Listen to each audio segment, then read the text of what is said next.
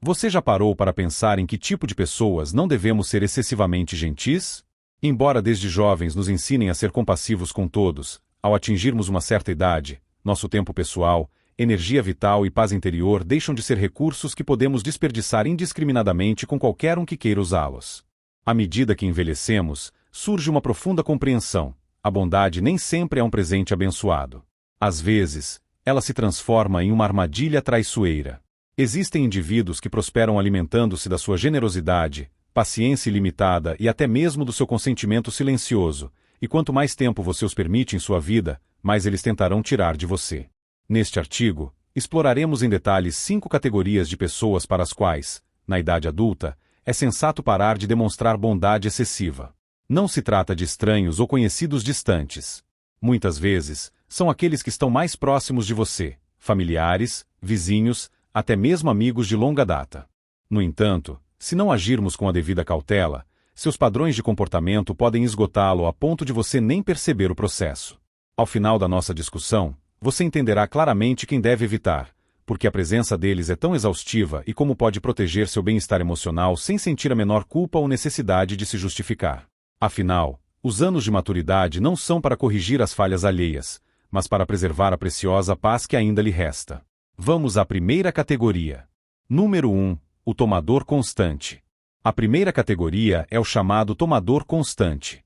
Um dos indicadores mais óbvios de que alguém não merece mais sua bondade é quando essa pessoa aparece exclusivamente com a mão estendida. Você certamente conhece esse arquétipo. Quando essas pessoas ligam, seu objetivo nunca é simplesmente saber como você está ou compartilhar uma risada. O contato delas sempre envolve um pedido, um favor, uma carona, ajuda financeira ou seu precioso tempo. E, notavelmente, elas sempre parecem precisar disso desesperadamente. Lembre-se da história de Glória, de 71 anos, que por muitos anos foi a verdadeira faz-tudo para toda sua família. Precisava de uma babá de última hora. Ligaban para Gloria. Precisava que cuidassem do cachorro durante as férias. Gloria nunca recusaba. No entanto, com o tempo, ela começou a perceber algo importante. Quando chegava o seu próprio aniversário, o telefone permanecia em silêncio. Quando ela ficou doente por uma semana, ninguém lhe trouxe sopa ou sequer enviou uma mensagem simples. Foi então que ela percebeu: essa relação era completamente desprovida de reciprocidade. Ela invariavelmente agia como a parte que dava, mas nunca recebia nada em troca. Frequentemente, sentimos uma estranha e opressora culpa ao pensar em nos distanciar de tais indivíduos, especialmente se forem membros da família. Convencemo-nos de que ser necessário é bom, que recusar é egoísta, que talvez da próxima vez eles percebam o quanto fazemos por eles. Mas aqui está a dura verdade: se alguém o valoriza exclusivamente pela sua utilidade, na verdade, não o valoriza como pessoa. Aos olhos deles, você não é um ser humano, mas apenas uma função, um serviço. E quanto mais velho você fica, mais perigosa essa dinâmica se torna, pois seus recursos, seu tempo, sua energia, até mesmo sua força física, já não são ilimitados. Entregá-los a quem apenas tira é como tentar encher um copo com o fundo quebrado. Você tem todo o direito de dizer não sem qualquer explicação. É permitido estabelecer limites claros. É permitido proteger a pouca paz e as forças que ainda lhe restam para as pessoas que realmente se importam com você. E se alguém sai da sua vida apenas porque você parou de dizer sim todas as vezes, isso diz tudo o que você precisa saber. Você nunca foi amado. Você era apenas uma ferramenta conveniente. Não permita que a bondade se transforme em um fardo insuportável. Não deixe que a generosidade se torne uma corrente que aprisiona sua liberdade. Porque, nestes anos de maturidade, cada momento que você dedica deve ser algo que o nutre e enriquece em troca. Número 2. O crítico crônico. A segunda categoria é o crítico crônico. Existe um tipo específico de cansaço que surge inevitavelmente da interação com alguém que constantemente aponta falhas, reais ou imaginárias, em suas roupas, em suas decisões, em seu passado. Essas pessoas não gritam ou insultam abertamente, mas suas palavras ferem tão profundamente quanto, pois são proferidas em pequenas, mas contínuas doses. E, com o tempo, elas o esgotam metodicamente. Imagine Raymond, de 82 anos, que visita sua prima todo domingo. Ele leva pão fresco, verifica a casa, esforça-se sinceramente para manter os laços familiares, e cada vez sua prima encontra algo para criticar. Seu cabelo está diferente. Por que você vendeu aquela cadeira antiga? Você sempre leva tudo muito a sério. No início, Raymond apenas sorria, convencendo-se de que eram observações inofensivas. No entanto, após muitos anos dessas visitas, ele começou a se sentir menos significativo, a duvidar mais de suas próprias decisões e perdeu a alegria que antes sentia ao se aproximar da porta dela. O perigo da crítica crônica reside não tanto nas palavras em si, mas na lenta, porém implacável, erosão da sua autoconfiança. Essas pessoas mascaram habilmente sua crueldade sob o pretexto de cuidado. Elas afirmam que são apenas honestas, que estão apenas ajudando você a melhorar. Mas, na realidade, elas destroem sua paz interior, pedaço por pedaço, comentário após comentário. E quando você permite que isso passe despercebido, algo dentro de você começa a encolher. Você para de compartilhar seus pensamentos, para de tentar coisas novas. Você fica tenso antes de cada conversa, imaginando que elas irão dissecar em seguida. Nesta idade, você absolutamente merece o direito de se sentir confortável e seguro em sua própria pele. Você não precisa ser perfeito. Você não precisa agradar a todos. Você não precisa explicar por que gosta do que gosta ou como vive sua vida. Se alguém constantemente o deixa com a sensação de que você está errado, é insignificante ou está quebrado, você deve a si mesmo parar de lhes dar um lugar na primeira fila da sua vida. Ser gentil não significa estar disponível para insultos, por mais educadamente que sejam velados. E, às vezes, a coisa mais amorosa que você pode fazer por si mesmo é se afastar e declarar firmemente: não vou mais permitir que você reescreva minha história com sua voz. Número 3. O manipulador da culpa. A terceira categoria é o manipulador da culpa. Existe um fardo psicológico particularmente pesado que surge da interação com alguém que é mestre em distorcer qualquer situação para fazer você se sentir o vilão. Eles não gritam ou discutem abertamente. Apenas olham para você de uma certa maneira, proferem algumas palavras cuidadosamente escolhidas, e de repente você começa a duvidar. Você fez o suficiente. Você é bom o suficiente. Você os decepcionou de alguma forma. Esses manipuladores da culpa podem ser algumas das pessoas mais exaustivas em sua vida, especialmente à medida que você envelhece. Considere o exemplo de Margarete, de 79 anos, que vive sozinha e tenta participar ativamente da vida de sua grande família. Sua sobrinha liga para ela exclusivamente quando precisa de algum favor. E quando Margarete, mesmo no tom mais suave, recusa, ela recebe em troca um silêncio completo. Ou, pior ainda, comentários como: eu só pensei que a família sempre estaria lá para mim. Margarete não recusa por maldade. Ela está apenas cansada. Ela está protegendo seu tempo pessoal. Mas a culpa não se importa com isso.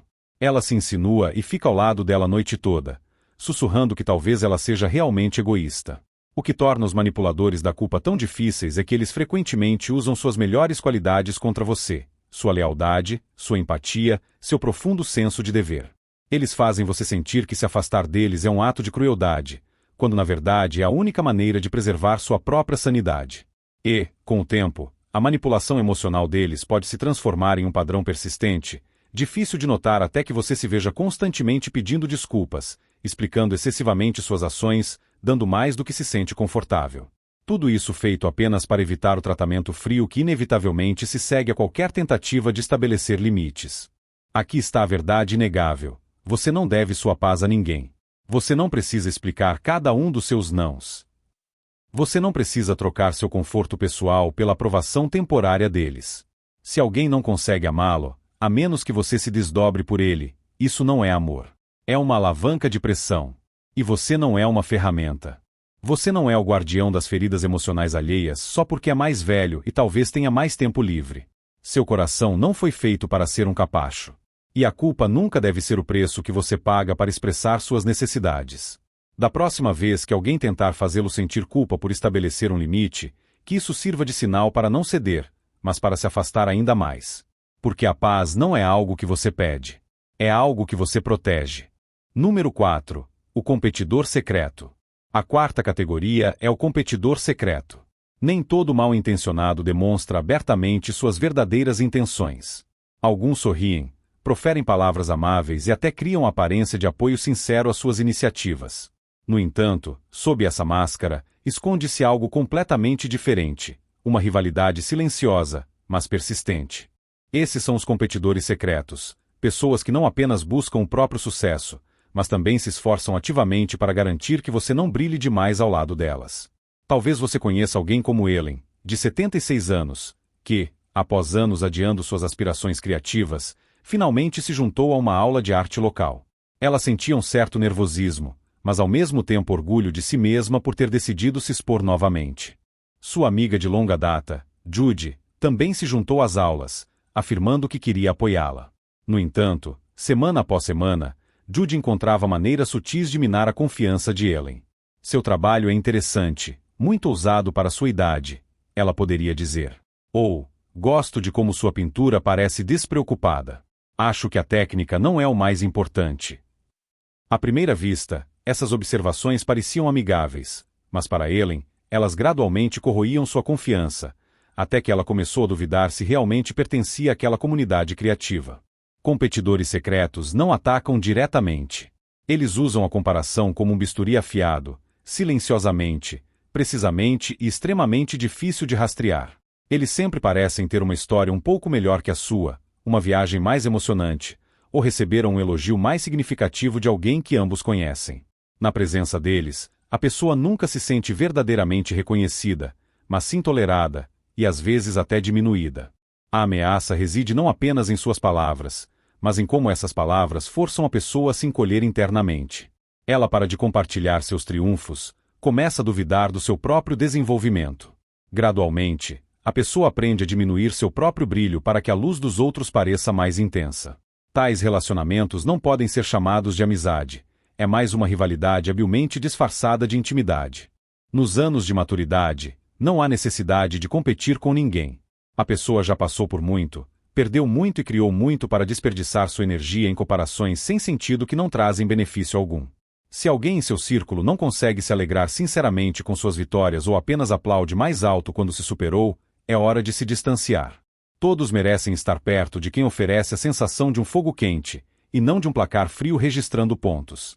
Amigos verdadeiros apoiam e celebram você, inspiram a seguir em frente, em vez de fazer você duvidar da validade de suas iniciativas. E quanto mais velho se torna, mais inestimável se revela esse apoio sincero. Número 5. O manipulador passivo-agressivo. Existem pessoas que não gritam, não entram em discussões abertas e evitam um confronto direto.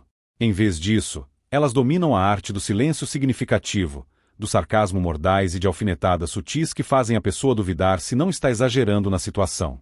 Esses são os manipuladores passivo-agressivos, que representam um perigo particular na velhice, pois seu comportamento pode passar despercebido, esgotando sutilmente a vitalidade e a paz de espírito.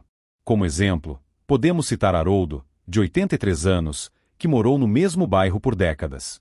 Seu vizinho Doug sempre sorria e acenava amigavelmente. No entanto, quando Haroldo mencionava a necessidade de uma pequena ajuda, como mover um vaso de flores ou levantar uma caixa pesada, Doug dizia com um sorriso irônico algo como: "Acho que você finalmente está começando a desacelerar, não é? Ou eu adoraria ajudar, mas ainda tenho os 2 joelhos funcionando e gostaria de mantê-los assim." Ele não recusava diretamente, mas habilmente escondia a alfinetada em tom de brincadeira, deixando Haroldo em dúvida: ele havia sido insultado ou apenas dispensado? Indivíduos passivo-agressivos operam sob regras completamente diferentes. Eles evitam a responsabilidade direta, fingindo que suas palavras não tiveram o significado que lhes foi atribuído. Deixam mensagens sem resposta, cancelam compromissos sem qualquer explicação. E então, se a pessoa ousa levantar a questão, eles invertem a situação, acusando-a de ser excessivamente sensível, dramática ou de ter um caráter difícil. Com o tempo, tal comportamento inevitavelmente desgasta. A pessoa começa a andar sobre um gelo fino, tentando evitar a irritação deles. Convence-se de que não vale a pena o incômodo. No entanto, vale a pena, porque quanto mais tempo a pessoa permanece nessa dinâmica destrutiva, mais ela começa a suprimir suas próprias necessidades, apenas para manter a ilusão de uma paz que, na verdade, nunca existiu. Nesta fase da vida, a paz não é um luxo, mas uma necessidade premente. E qualquer um que a perturbe por meio de jogos emocionais não é alguém que se deve manter por perto. Não há necessidade de reagir a cada demonstração de desprezo. Não há necessidade de ensiná-los como devem tratá-lo. Basta simplesmente recuar, liberar seu espaço e recuperar a paz que eles constantemente perturbavam. Pois a verdade é que um sorriso sem sinceridade é apenas uma máscara. E a pessoa viveu tempo demais para continuar aceitando uma bondade falsa. Que os últimos capítulos da sua vida sejam preenchidos com pessoas que são sinceras em suas palavras e ações. Todo o resto é apenas ruído vazio, e você, sem dúvida, merece o melhor. Considerações finais. Agora que você leu a descrição desses 5 tipos de pessoas, vale a pena dedicar um momento à autoanálise. Algum deles está muito próximo em sua vida? Você está oferecendo seu precioso tempo, paciência ilimitada ou energia vital àqueles que apenas tiram, apenas destroem, apenas transformam suas boas intenções em obrigações onerosas? A verdade é que, quanto mais velho você fica, mais inestimável se torna a sua paz interior. Você pode ter carregado fardos alheios, perdoado mais do que era razoável e permanecido em silêncio para evitar conflitos. No entanto, não há mais necessidade de continuar assim. Esses anos de maturidade não são para tolerar padrões de comportamento destrutivos, mas para se livrar deles decisivamente. Todos têm o direito absoluto de proteger seu espaço pessoal. Todos têm o direito de escolher quem terá acesso ao seu coração, seu tempo, sua casa e seu telefone. Ser gentil não significa estar constantemente disponível para aqueles que esgotam suas forças. Não significa colocar o conforto deles acima do seu próprio equilíbrio mental. Significa demonstrar compaixão, mas com limites claros, e oferecer calor, mas com sabedoria. E se isso implica a necessidade de se afastar de alguém que esteve presente em sua vida por muitos anos, que assim seja. Às vezes, o maior ato de bondade é aquele que a pessoa oferece a si mesma, finalmente dizendo, basta. Portanto, se alguma parte da narrativa de hoje ressoou em sua alma, não a deixe escapar. Reflita sobre isso e registre seus pensamentos. Faça a escolha consciente de parar de desperdiçar uma parte de si mesmo com pessoas que nunca dão nada em troca. Afinal, seus anos de maturidade não são apenas um período de sobrevivência. É um tempo para cura, crescimento pessoal e para se cercar de pessoas que realmente o veem e o valorizam. E esse processo começa com o desapego daqueles que nunca o fizeram.